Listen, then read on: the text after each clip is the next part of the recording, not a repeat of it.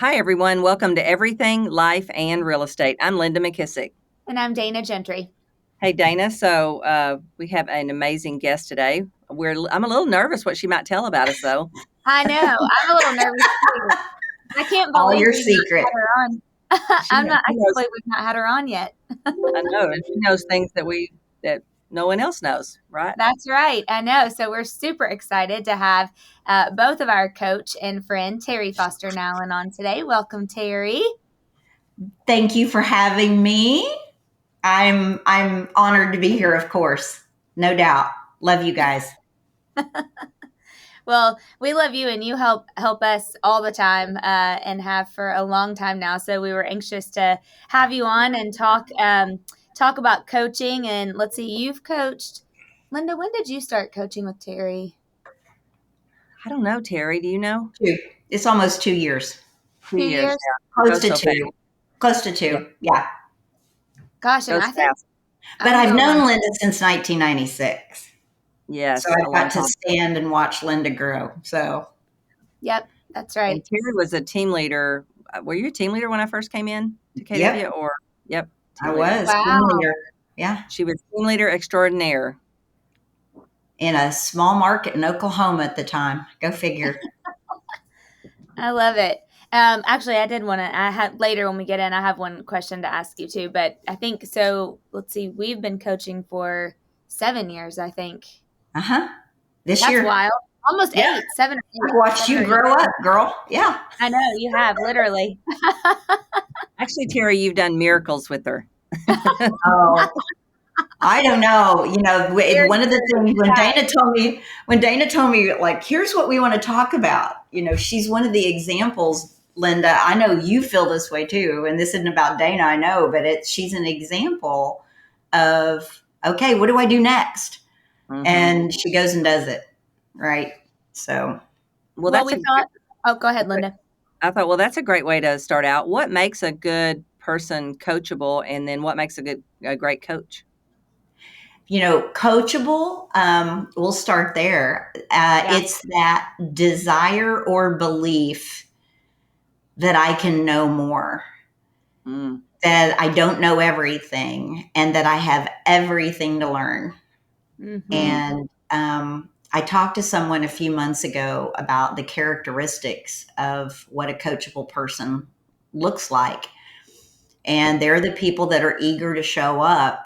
And even if they don't walk away from a session with one thing to do, they still feel like they can go back and do or fix or change something in their world. They walk away feeling like they can be a world changer.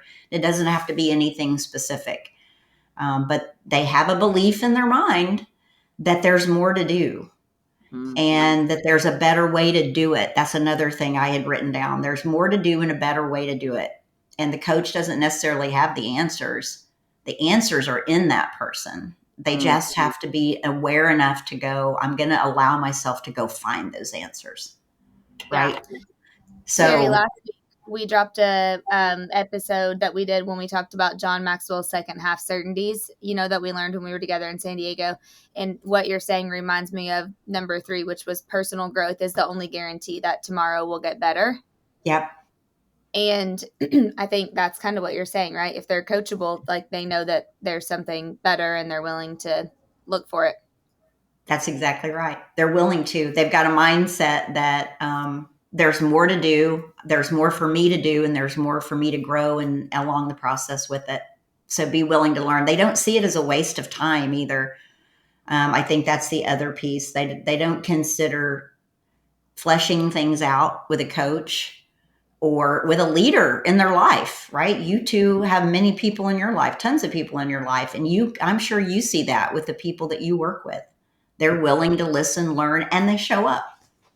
Mhm. So, Yeah. Well, and I think sometimes when I hear somebody complain about their coach, um, they're expecting that coach to do something that the coach can't do, right? They right. have to do they have to do something, right? They have to find the motivation and the desire to change or do something differently. Instead, I think they keep looking for the coach to solve something or do something without them doing any effort. Yeah. And I think that's critical for the coach to identify too, and maybe, make them aware of it, right? I think sometimes we get into a groove as coaches and we don't let the people develop. We want to tell them what to do, honestly, because that's easier. And We're when asking them great questions. yeah, it's harder to ask the great questions, or just to even ask a question. Sometimes the questions are simple and we fail to ask them. So Yeah. I think that when people do complain, they might have a valid complaint. I'm not gonna say no, or they aren't just allowing themselves to be open enough to learn and create their own change. Right. One of the things, Terry, that we talked about that we thought would be good for you to share too is what do you think are some of the key successes or key things that you see in people that are successful? Oh my gosh, I've got 3 words that I've kind of narrowed down that I believe every successful person has, traits, I guess you'd say. And they all kind of point to like having it, right? We talk about that. Dana and I know you and I have talked about that a lot. It's like having it. Sometimes you can't describe it, they just have it.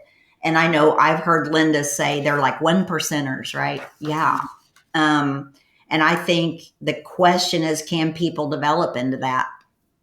I think they can with awareness, but there are 3 words that I identified months ago that I said I think every leader, every great successful person, no matter what they do, whether they're in the church world or the business world or the nonprofit world, I believe they have 3 things, and one is the ability to connect with people. Mm-hmm. And there's so much that goes into the word connect. Like, you have to have high EQ to connect with people. And EQ is developed. I think people get confused with that EQ is just who you are. No, once you understand your EQ, and if you're coachable, you're willing to work on it. And having a higher EQ helps you to connect with people at a higher level, right? So I think that leaders and successful entrepreneurs are connectors. And they may not know how at first. Sometimes it's natural, and even their natural style needs some repair, right? But they connect. So I think connection was one. Another one that I use is initiator. I think the successful leaders that I see that I've experienced are all initiators of some kind, right? And some initiate and initiate and initiate and initiate, and they have to be pulled down into, okay, what do I need to spend the most time on initiating, right? But they're high initiators. In fact, you all have heard me say this before, I'm sure. If I were to go back 20 years, 30 years, what is one thing I don't regret about myself, but I would have done differently or changed? It falls into this category because I would have done a lot more asking for forgiveness than asking for permission in my world. That's the initiator. They go out and do. In fact, Dana, I laugh because Linda, in those first few years of working with Dana, she'd just come back and she'd go, okay, I did it. Or she'd go out and I remodeled that, or I redecorated that, or I did this, because she just goes and does, and she doesn't know any better. That's just part of who she is. But that can also be pulled in as well, right? And I remember thinking, man, I wish I'd have done a little more of that when I was younger and probably closer to her age. So, Do you think that's the quick start, Linda? Like, I was just fixing to say, are you talking about they just, the minute the idea hits their head, they just take action on it? Yeah, yeah. that's definitely a quick start, a trait.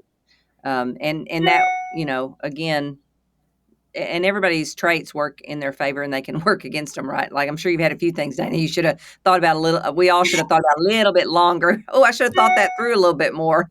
Yes. Buying those boots, Dana. No, I'm just kidding. I have them on today. Funny you say that. I have them on today. No, I mean, here's the mindset around that, just to go a little deeper. So, um, you know, asking for forgiveness may feel like disrespect. Mm, And if you've got a value of high respect, mm, if you don't understand that value and what that value means, that value of respect is going to get in your way of movement. You're going to feel like it would be disrespectful for me to not ask. mhm, You see what I'm saying? So I had to have a coach help me work through that and break through that, because it wasn't being disrespectful. In fact, I was probably doing all of us more damage than good by not being a quick start and just going and doing. But I was letting what I thought was my value get in the way. mhm. So those are just little things you can break through with your coach on, okay, what's really going on behind that? And then I would be blaming later, oh, well, that happened and I could have done that. Mm, Okay, well, yeah, you could have. You should have just done it. So anyway, and then the third word is being an attractor.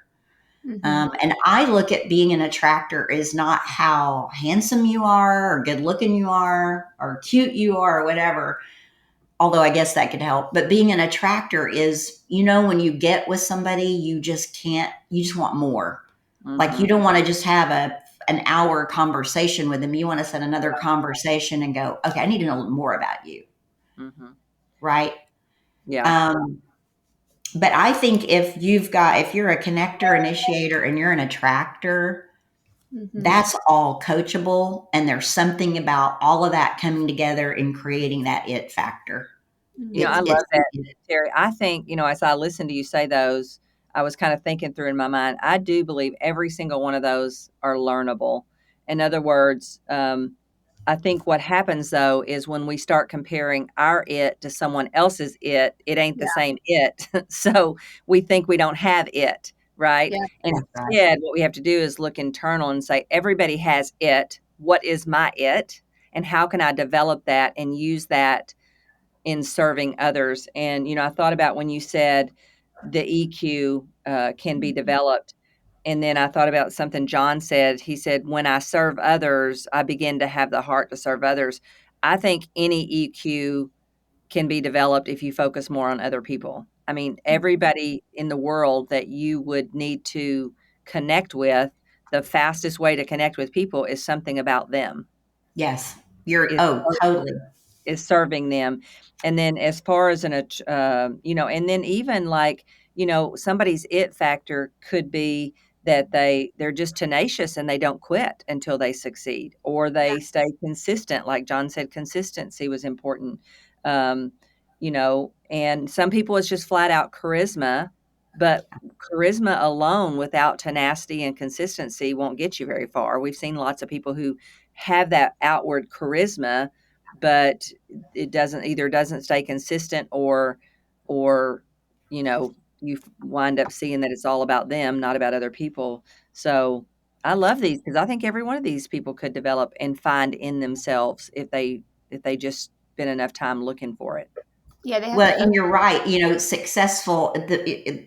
Charisma will only last for a while. They could be like what we might call a flash in the pan. We see them for a while, and then all of a sudden we're going, "Where'd they go?" Mhm. And it gets you so far. You're right. It just gets you so far. And that's why, I mean, I really had put thought into these words, and I can't even remember why I was challenged to think about what are the top three things and only keep it at three, because I think charisma ties into that attraction factor. And Mhm. Linda, I love that you said it can be developed, Yeah. Mhm.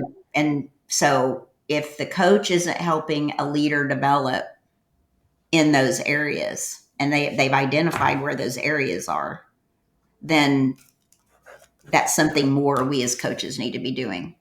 Because Mhm. Yeah. the EQ assessment, if anybody listening has taken an EQ assessment, we did it for Debbie Frapp, and I did it for our whole MAPS organization about a year and a half ago.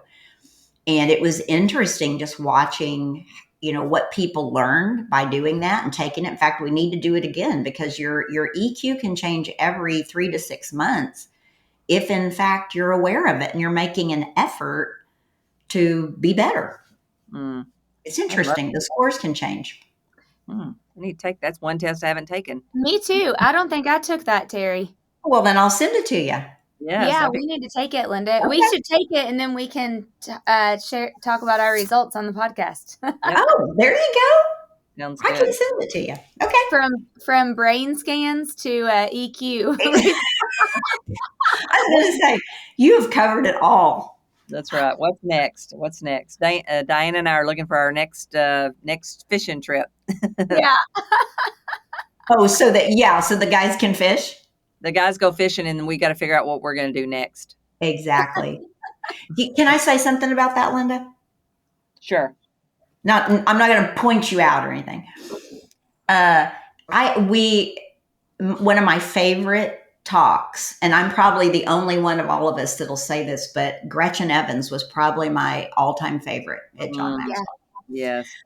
I have used what she said many, many, many times. And honestly, with David and I, it's really spoke to both of us, just where we're at in our life. And Diane and I even had a long conversation about it. But the thing that she stood on stage and said was, when you know what you're put on this earth for, it doesn't matter what uniform you're wearing. Yeah. And her going through her traumatic brain injury and losing her hearing, serving in the military and leading the military. What a powerful woman she is. So if anybody's listening, go look her up. I've got her book sitting right over here. And for her to just say that simple phrase, when I realized that I'm doing what I was put on this earth for, I'm just wearing a different uniform. Mm-hmm.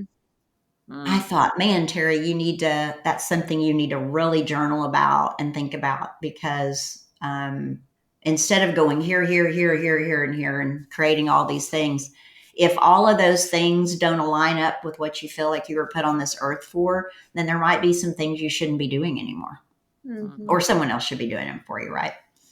So Yeah, I loved what she said, because I think that was great leadership for her to realize that. Well, and I think sometimes we expect what we were put on this earth for. Again, I think we use that comparison thing, and think, well, gosh, I wasn't called to, be a leader in the military. And I think we miss a lot of opportunity to find the thing we were put on this earth for, because we keep expecting it to be like someone else's or something different. When, and we talked about this a little bit on our last podcast, when instead, I was telling Dana, I love it when I get confirmation from someone that, like I got a really nice note from Sarah, and I thought, oh, I love this because it's confirmation, kind of like God giving me confirmation that, Linda, you're on the right track. You're doing the right things. And I think that's what we do, is we sometimes, especially when we go hear somebody speak like Gretchen, how powerful and the amazing things that she did, we look for them to be grandiose instead of realizing that it takes all of us doing what we do every day, right? And so how do we go deeper in the thing that we feel like we're on track for and that we're supposed to be here doing? Because I think it can always be made grander by ourselves, by our putting our whole selves into it once we feel like we're on it. But I think it's when we worry that we're not, or we don't realize we are, that we don't put our whole heart into it to get the most out of it. Yeah. Yeah. I love that you're saying that, Linda, because no matter what age you're in, I even think sometimes I feel like I'm still 30 and I'm like, I need to go do that, or I need to do that. And I get into that comparison trap that I want to be like them. And I'm like, okay, wait a minute. We're at a whole different time in our world. It's not that I can't. It's just, should I? Right. And what serves me, and does that bring me back to my passion? And I was thinking about Gretchen. I'd never heard about her before, right? Until John Maxwell. Never heard her, never heard of her. And I'm thinking, how do we not know her story? And yet we didn't have to. She wasn't on social media. We hadn't heard about her book, but yet there she was at John Maxwell speaking. So, but I love the piece about comparison, because one of the biggest trap leaders get into is they get out of focus on who they're supposed to connect with specifically, what they're supposed to initiate, because something else looks better, or somebody else has given them another idea, or, oh, by the way, they've been given 10 more ideas to go do, and they get off the path of what they were initiating.